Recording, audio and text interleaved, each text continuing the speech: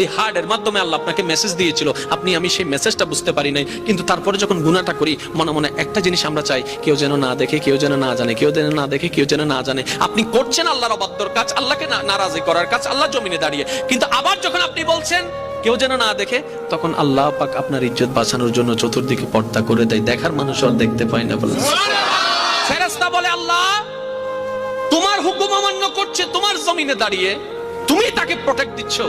রব্বে করিম বলে, বান্দা তো আমার, বান্দা তো আমার, ভালো করুক আর মন্দ করুক বান্দাটা তো আমার।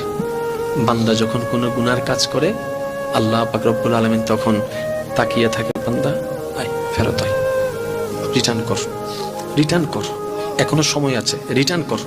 বান্দা যখন করে ফেলে তখন আল্লাহ পাক বলে যে এবার রিটার্ন করে তওবা কর, এবার রিটার্ন করে তওবা কর। করে ফেলেছো তো করে ফেলেছো গুনাহ, কিন্তু তুমি যদি মন থেকে একবার তওবা করে বলো যে মাওলা ভুল করেছি, মাফ করে দাও, আমি আল্লাহ ইয়াগফিরুয যুনুবা জামিয়া। আমরা আসলে রব চিনতে পারি নাই।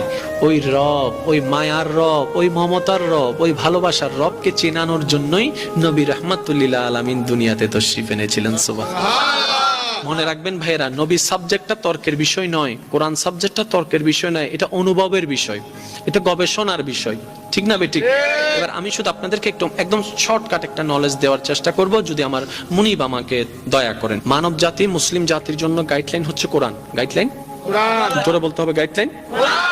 তো কোরআন থেকে আমরা গাইডলাইন নিব, সেভাবে জীবন যাপন করব, এটা হচ্ছে আমরা।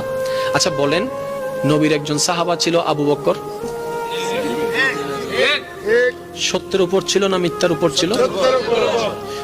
আপনার আমার নবীর উপর কোরআন নাজিল শুরু হয়েছেন তখন নবীজির বয়স মোবারক কত? 40। কত?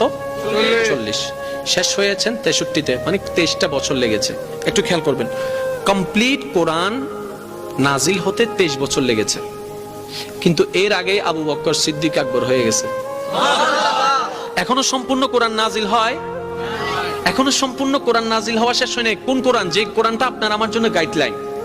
প্রত্যেকটা আয়াত এখনো নাজিল হওয়া শেষ হয় নাই, কিন্তু Siddique Akbar success, Omar Faruk success, Osman Gani success, Maula Ali success. এবার আমরা প্রশ্ন করলাম, আমরা তো কোরআনকে দিয়ে সাকসেস হতে চাচ্ছি, কোরআনের সাজেশনের ছায়া তলে ওইটাকে মেনে সাকসেস হতে চাচ্ছি। আপনারা তো তখনই সাকসেস হয়ে গিয়েছেন, তখন কোরআন পরিপূর্ণ আসে নাই, সব হুকুম পরিপূর্ণ আসে নাই, সব আয়াত পরিপূর্ণ আসে নাই। How can possible? তখন সমস্ত সাহাবায়ে কেরামের দরবার থেকে উত্তর আসবে, একটা হচ্ছে থিওরিক্যাল আর একটা হচ্ছে প্র্যাকটিক্যাল, দুটোটাই হচ্ছে একটা। কোরআন হচ্ছে থিওরিক্যাল, ওই কোরআনে যা আছে নবী মুস্তাফার জীবনে প্র্যাকটিক্যাল তা আছে। বলেন সুবহানাল্লাহ।